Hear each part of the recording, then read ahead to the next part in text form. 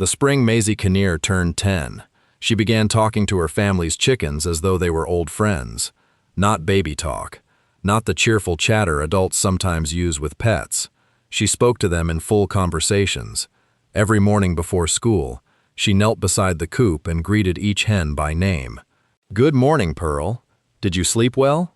Clementine, that leg still bothering you? Duchess, don't bully the others today."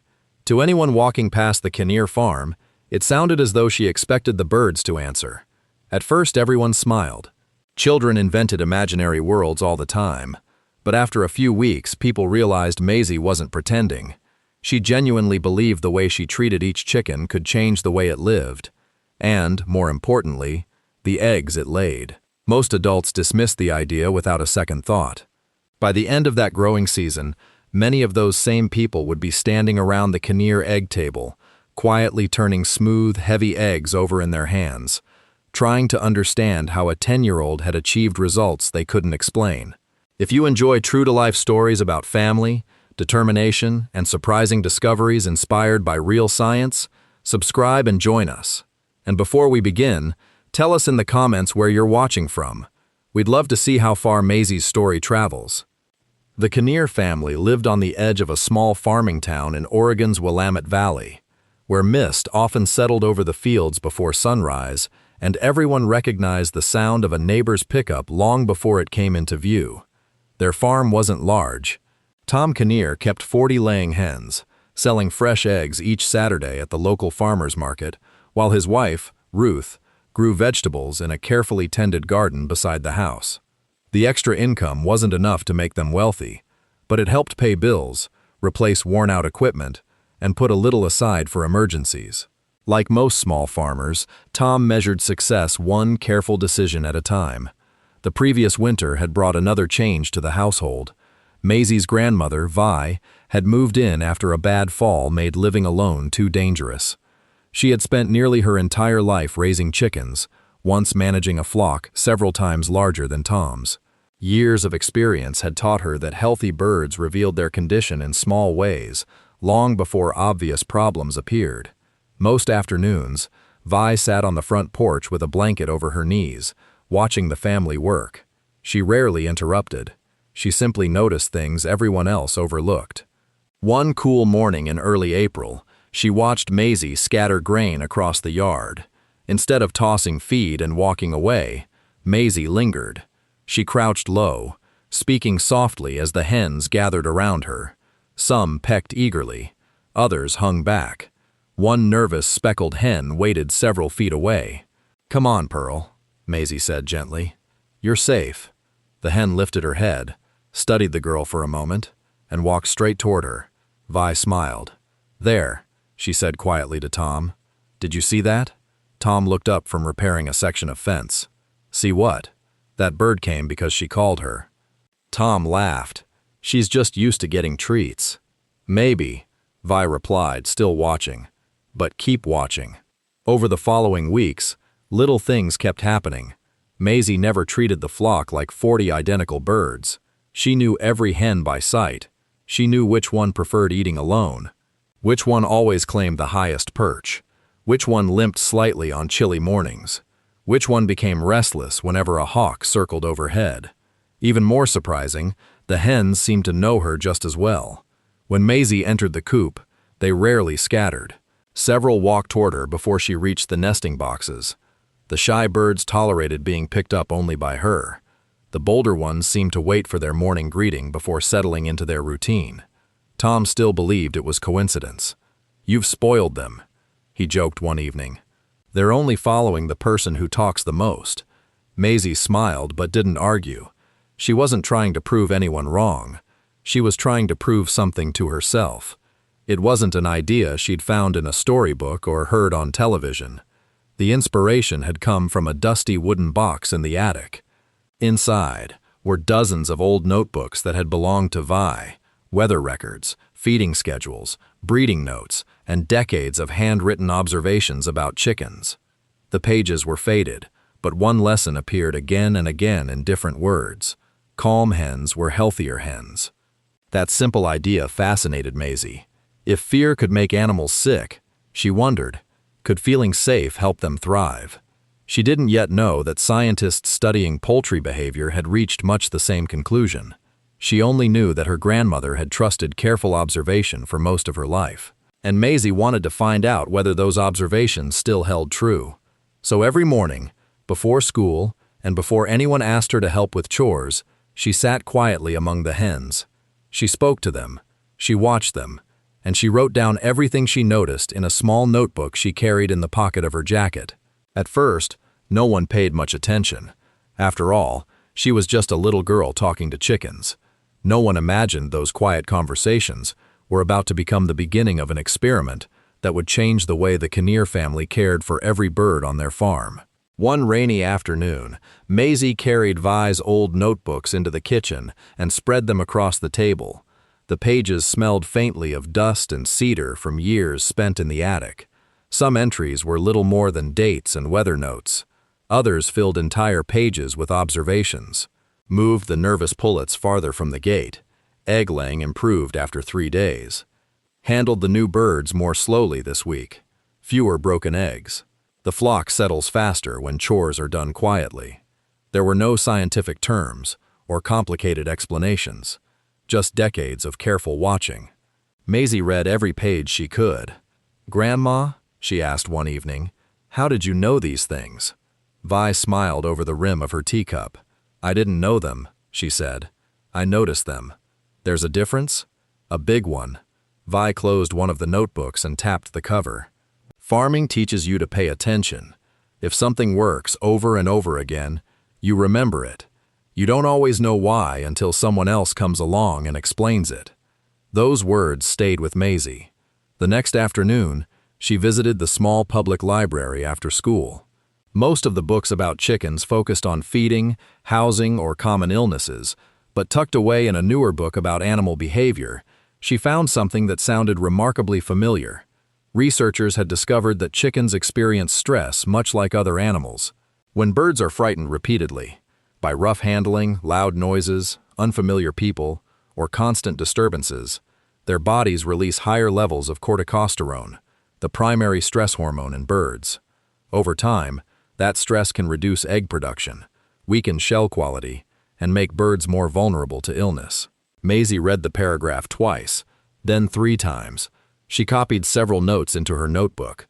The book also explained something else she hadn't expected. Chickens aren't nearly as simple as many people imagine. Studies had shown they can recognize individual members of their flock and remember familiar human faces. Birds that regularly experienced calm, predictable interactions often became less fearful than those handled roughly or inconsistently. Maisie leaned back in her chair. "So they really do know us," she whispered. The librarian smiled as she passed. "They're smarter than people give them credit for." Walking home, Maisie couldn't stop thinking. If calmer birds stayed healthier, and healthier birds laid better eggs, then maybe talking wasn't the important part at all. Maybe it was everything that came with it. Moving slowly, being predictable, watching carefully, treating each hen like an individual instead of one bird in a crowd. That evening, she shared what she'd learned with Vi. Her grandmother listened quietly before nodding. "Seems those scientists finally caught up," she said with a grin. Tom overheard the conversation while washing feed buckets. "So now we've got scientific chickens," he teased. Vi chuckled. "No, we've got scientific proof that kindness isn't wasted." Tom shook his head, smiling. "You two are going to turn my farm into a university."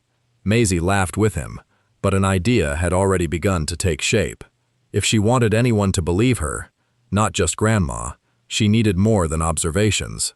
She needed evidence. The next morning, she opened a fresh page in her notebook and carefully drew 2 columns.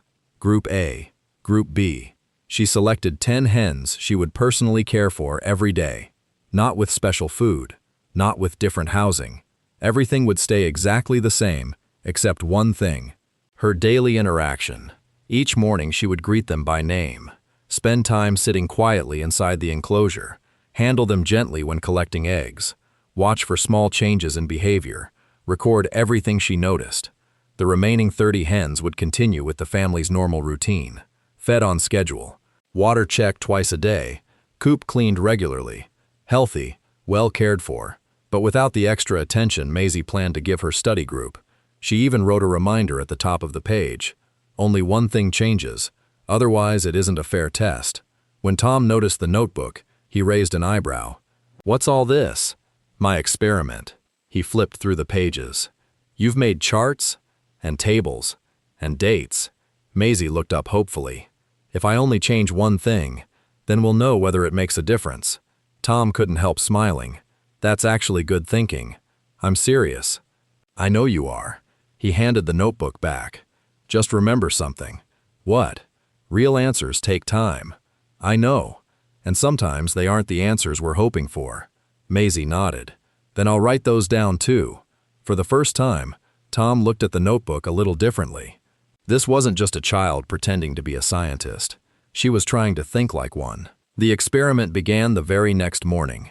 Every sunrise before school, Maisie entered the coop carrying nothing more than a bucket of feed, her pencil, and the little notebook that was quickly filling with observations. At first, nothing changed. One day looked almost exactly like the next.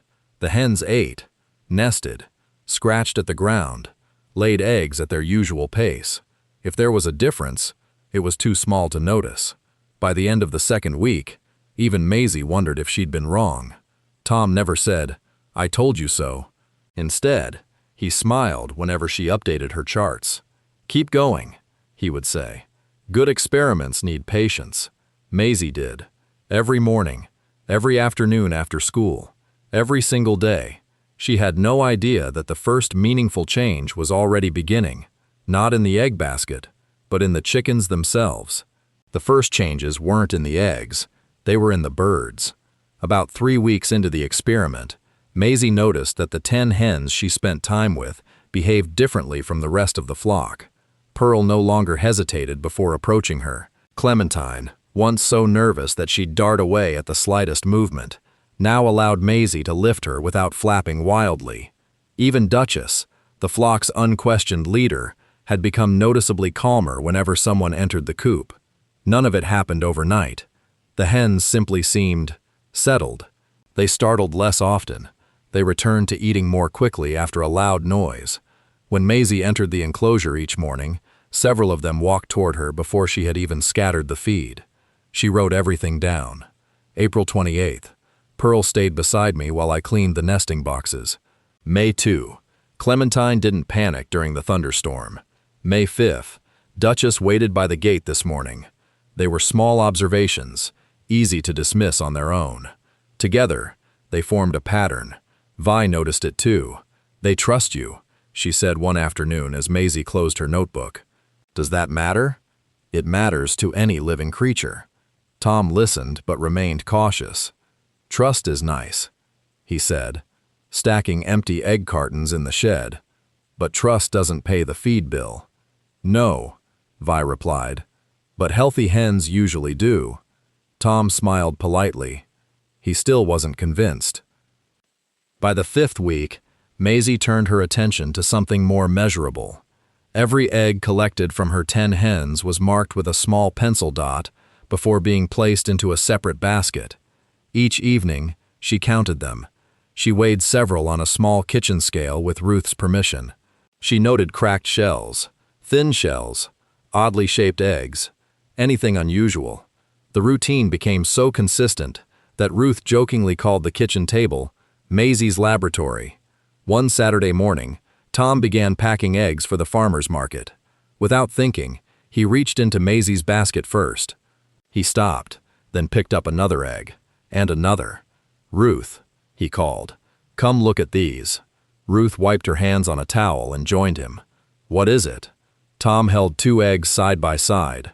One had come from Maisie's study group. The other had come from the rest of the flock. At first glance, they looked similar. Then Ruth noticed it. "The shell." Tom nodded. "It feels stronger." He gently tapped each egg against the other. The shell from Maisie's group felt firmer. The surface looked smoother too, with fewer tiny imperfections. He frowned thoughtfully. "That's odd." Maisie looked up from her notebook. "I've been seeing that for about a week." "You didn't say anything." "I wanted more data first." Tom couldn't help smiling. You're starting to sound like your grandmother. Vi looked up from the porch. She's starting to sound like a farmer. The following week brought something Tom couldn't ignore. The numbers. Maisie's 10 hens had produced eggs more consistently than before. Not dramatically more overnight, just steadily. Fewer missed laying days. Fewer damaged eggs. Fewer shells too thin to sell. When Tom calculated the average production per hen, he checked the figures twice, then a third time. The difference wasn't enormous, but it was real. Over several weeks, Maisie's group was producing noticeably more market-quality eggs per bird than the rest of the flock. Enough to catch his attention, enough to make him wonder. That evening, after supper, Tom sat across the table from Maisie, with her notebook open between them. "Walk me through everything," he said. She blinked. "You mean, all of it?" "Every step." So she did. She explained how she greeted each hen by name, how she moved slowly inside the coop, how she stayed calm even when the birds became nervous, how she watched for changes instead of rushing through chores. She showed him every page of observations, every egg count, every weight, every note she'd written over the past several weeks. When she finished, Tom sat quietly for a long moment. Finally, he asked the question she'd been hoping to hear. "What if we try it with another group?" Maisie's face lit up. "You believe me?" "I believe your notebook." Vi laughed softly from her chair. "That's even better." The next morning, Tom selected another group of 10 hens. This time, he followed Maisie's routine himself. He greeted the birds quietly. He slowed down while collecting eggs. He avoided sudden movements. He spent a few extra minutes simply observing instead of rushing to the next chore. It felt awkward at first. If anyone had seen him talking to chickens a month earlier, he would have been embarrassed. Now he didn't care. He wanted to know whether the results could be repeated. Weeks passed. The second group began showing the same gradual improvements. Calmer behavior, fewer damaged eggs, more consistent laying. Tom didn't celebrate. He reached for the phone. If what they were seeing was real, he wanted someone outside the family to look at the records, someone who knew more than they did. The following Tuesday, he drove into town carrying Maisie's notebook under one arm and a carton of carefully labeled eggs under the other. His destination was the county extension office. He expected polite skepticism. What he found instead would surprise the entire Kinnear family. The county extension office occupied a modest brick building just off the town square. Tom had visited plenty of times over the years. Usually, he stopped by to ask about soil conditions, feed costs, or new farming regulations. This visit felt different. Tucked beneath his arm was Maisie's weathered notebook, its pages crowded with careful handwriting, dates, egg counts, and observations. In his other hand was a carton holding eggs from 2 different groups of hens, each clearly labeled. He wasn't expecting miracles. He simply wanted another opinion. The receptionist smiled as he walked in. "Morning, Tom. What brings you here today?" He held up the notebook with an embarrassed grin. "My daughter." A few minutes later, Denise Okafor, the county's livestock extension agent, welcomed him into her office. She had spent years helping farmers improve animal welfare and flock management. Instead of glancing briefly at the notebook, she settled into her chair and began reading every page. For several minutes, the room was almost silent. Occasionally, Denise nodded. Sometimes she smiled. Once, she paused long enough to reread an entire page before turning to the next. When she finally closed the notebook, she looked directly at Tom. "How old is your daughter?" 10. Denise smiled. "She's done something many adults never think to do." Tom raised an eyebrow. "What's that?" "She kept good records." She opened the notebook again. She didn't just notice something interesting. She measured it. She tracked it over time. She changed only one major variable and documented the results. Tom rubbed the back of his neck. "So, I'm not imagining this?" "No." Denise leaned forward. "What your daughter observed lines up with what we've learned from poultry welfare research over the last several decades." She picked up one of the labeled eggs. Chickens experience stress just like other animals. When they're frightened or constantly unsettled, their bodies devote more energy to coping with stress and less to other biological processes, including egg production. She turned the egg in her hand. Reducing unnecessary stress doesn't guarantee perfect results, but it often leads to healthier birds, stronger shells, and more consistent laying. Tom thought about all the mornings he'd rush through the coop. Feed, water, collect eggs, move on. Necessary work, but perhaps not the only work that mattered. So talking to them really helps? Denise smiled. The talking isn't magic. She tapped the notebook gently. It's everything that comes with it. Moving slowly, being predictable, paying attention, learning each bird's normal behavior. Those things reduce stress, and healthier birds often perform better. Tom let out a quiet laugh. So my 10-year-old accidentally stumbled onto good animal welfare. I don't think it was an accident. Denise handed the notebook back. I think she paid attention long enough to notice what everyone else was too busy to see. News travels quickly in a farming community. By the following Saturday, several neighboring farmers had already heard that Tom Kinnear had visited the extension office because of something his daughter had discovered. Most came to the farmers market out of curiosity. One of them was Harold Benson, who managed several hundred laying hens on a commercial farm outside town. He folded his arms as he studied the cartons stacked neatly on Tom's table. I hear your little scientist has been talking to chickens. Tom chuckled. So I've been told. Harold picked up one egg and rolled it gently in his palm. It felt heavier than he expected. The shell looked unusually smooth.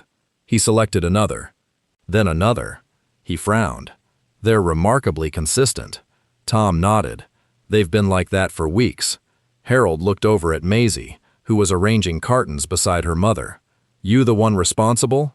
Maisie smiled shyly. I just spent more time with them. Harold laughed. I spend all day with mine. V, seated nearby in a folding chair, couldn't resist. Being around animals isn't always the same as paying attention to them. Harold looked at her for a moment, then he laughed again. Fair enough.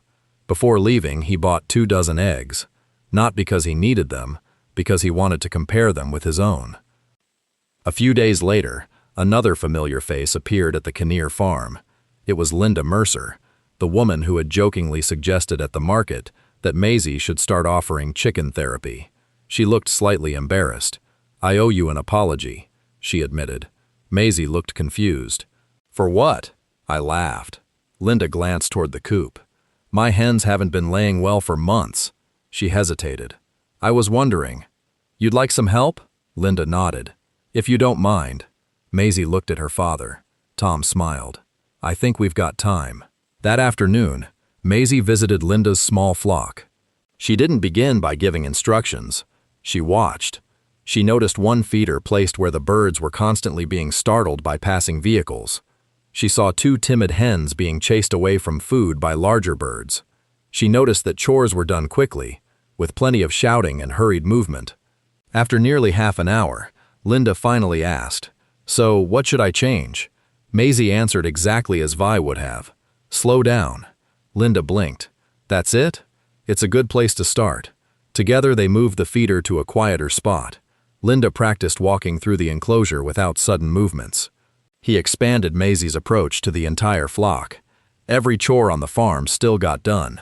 The hens still received the same balanced feed, the same clean water, the same veterinary care. But now, every task was carried out with a little more patience, a little less rushing. Every bird was treated as an individual. Within weeks, the improvements spread across the flock. Egg production became more consistent. There were fewer cracked shells, fewer eggs too small to sell. Customers at the Saturday market began commenting before Tom ever mentioned anything. These eggs are beautiful. The shells seem thicker. They're so uniform. Some even asked if he'd switched breeds. Tom always smiled. No, we just changed how we cared for them. Before long, people weren't just buying the eggs. They were asking about the little girl who talked to chickens. And for the first time, no one was laughing. By early autumn, the Kinnear family's Saturday market stand looked different. Not because of a flashy new sign, not because they had doubled the size of their farm. People simply stopped longer than they used to. Some came to buy eggs. Others came because they'd heard about the little girl who supposedly talked to chickens. Most left talking about something else entirely. They talked about observation, about patience, about how often the smallest changes can produce the biggest results. Tom noticed something else. Customers who had been buying a dozen eggs now returned asking for 2. They commented on the firm shells, the bright yolks, and the consistent size of the eggs. A few restaurant owners from neighboring towns even asked if he could supply them regularly. He couldn't.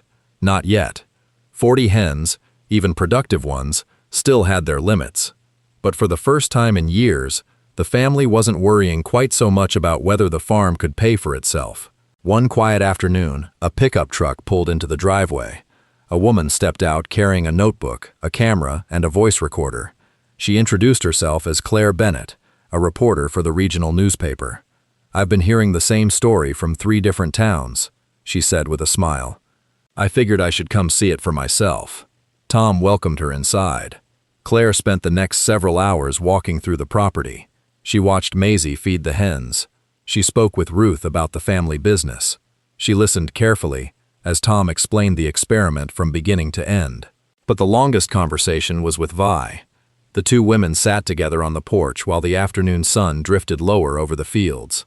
Claire asked, "When did you first realize something unusual was happening?" Vi smiled. "I realized something unusual was happening when everyone else started calling it unusual." Claire looked puzzled. Vi pointed toward the coop. "My granddaughter didn't teach chickens how to behave. She remembered they were living creatures before they were livestock." She paused for a moment. "I've known farmers my whole life. The best ones always notice the little things. They see the bird that's quieter than yesterday, the one that isn't eating, the one that keeps getting pushed away from the feeder. Attention has always mattered. My granddaughter simply found her own way of practicing it." Claire wrote down every word. Before leaving, she asked Maisie one final question. "If people remember one thing about your story, what do you hope it is?" Maisie thought for a moment. Then she smiled. "I hope they don't remember me." Claire blinked. "You don't?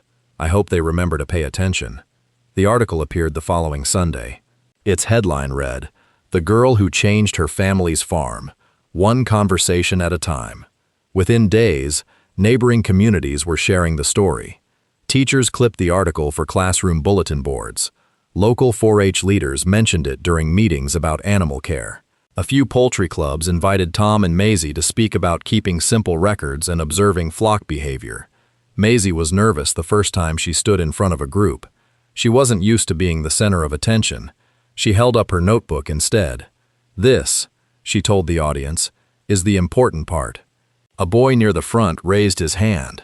"You mean talking to chickens?" Maisie laughed. "No." She opened the notebook. "I mean writing things down."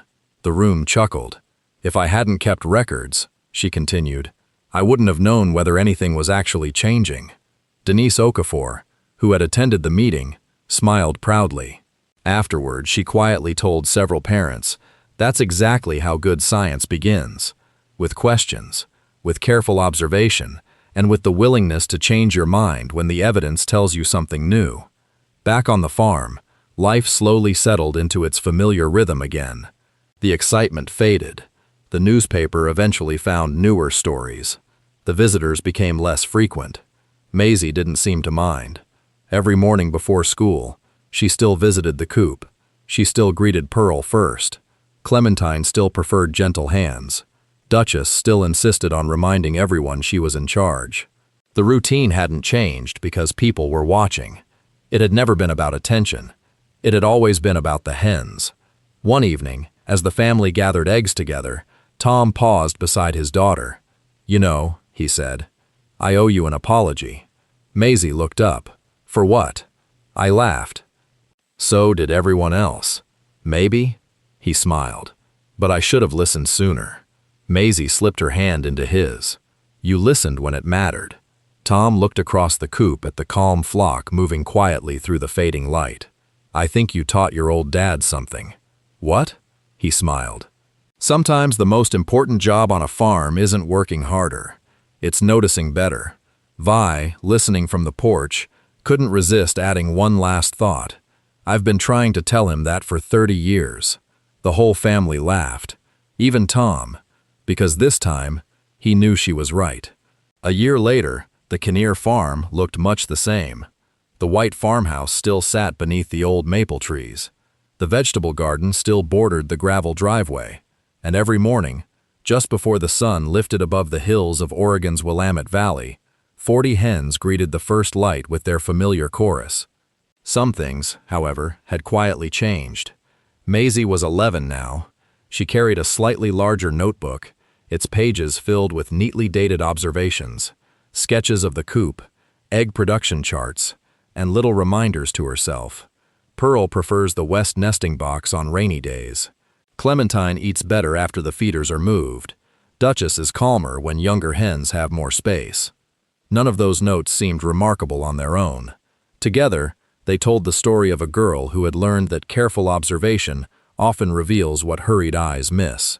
At Denise Okafor's encouragement, Maisie had begun sharing her record-keeping methods with other children in the county's 4-H program. She never claimed to have discovered a miracle.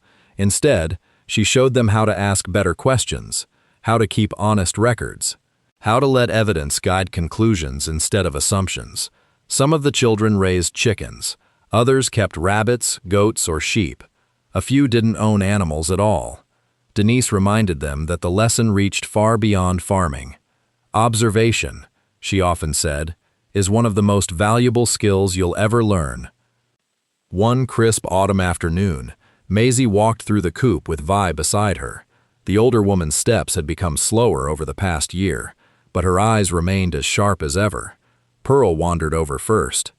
"So," Vi asked with a smile, "do they still talk to you?" Maisie laughed.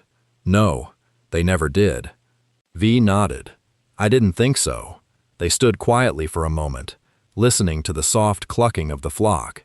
Finally, Maisie asked the question that had been on her mind for months. "Grandma, were people always this surprised?" Vi smiled knowingly. "They weren't surprised because you talked to chickens. They were surprised because they underestimated a little girl." Maisie looked toward the pasture where her father was repairing a fence. "He doesn't anymore." "No," Vi said warmly. "He certainly doesn't." That evening, the family gathered around the kitchen table for supper. Tom looked toward the cartons of freshly collected eggs waiting to be packed for Saturday's market. Their shells were clean, smooth, and remarkably consistent. He remembered the day neighbors had laughed at the idea that talking to chickens could matter. He remembered carrying Maisie's notebook into the extension office, convinced he was probably wasting everyone's time. He smiled to himself. Sometimes the smallest ideas ask us to look at familiar things in unfamiliar ways. Ruth noticed his smile. "What are you thinking about?" Tom glanced toward his daughter. "I'm thinking," he said, "that the best improvement we ever made to this farm didn't cost a single dollar." Maisie looked up. "It didn't?" "No." He smiled. "It started with someone caring enough to pay attention." Vi quietly raised her teacup. "To paying attention." Everyone around the table lifted their glasses. To paying attention. The truth behind Maisie's story isn't that words possess magical power. Talking to the hens wasn't a secret technique that transformed ordinary chickens into extraordinary egg layers. The conversations mattered because they slowed her down. They reminded her to notice, to move gently, to recognize each bird as an individual. Modern poultry research supports those same principles. Studies have shown that calmer, consistently handled hens generally experience less stress, and lower stress is associated with better welfare, stronger eggshells, and more reliable egg production. Good nutrition, clean housing, proper health care, and sound flock management remain the foundation of healthy laying hens. Maisie's daily conversations didn't replace those essentials. They complemented them by creating a calmer, more predictable environment for the birds. In the end, the remarkable part of the story wasn't that a little girl talked to chickens. It was that she combined kindness with careful observation, tested her idea honestly, kept good records, and allowed the evidence to speak louder than assumptions. That's how real discovery often begins. Not with extraordinary equipment, not with enormous budgets, but with curiosity, patience, and the courage to ask a simple question that everyone else has overlooked. Perhaps that's why so many people remembered the eggs. They were visible proof that small, thoughtful changes can lead to meaningful results. But the real lesson was never inside the carton. It was in the quiet habit that produced it. Pay attention, observe carefully, treat living things with respect, and never dismiss an idea simply because it comes from someone young. You never know where the next good idea will come from. If Maisie's story taught you something you didn't expect, we'd love to hear it. What's one small observation that's changed the way you see the world? Share it in the comments, and let us know where you're watching from. Until next time, thank you for spending these moments with us. And remember, sometimes the biggest discoveries begin with simply paying attention.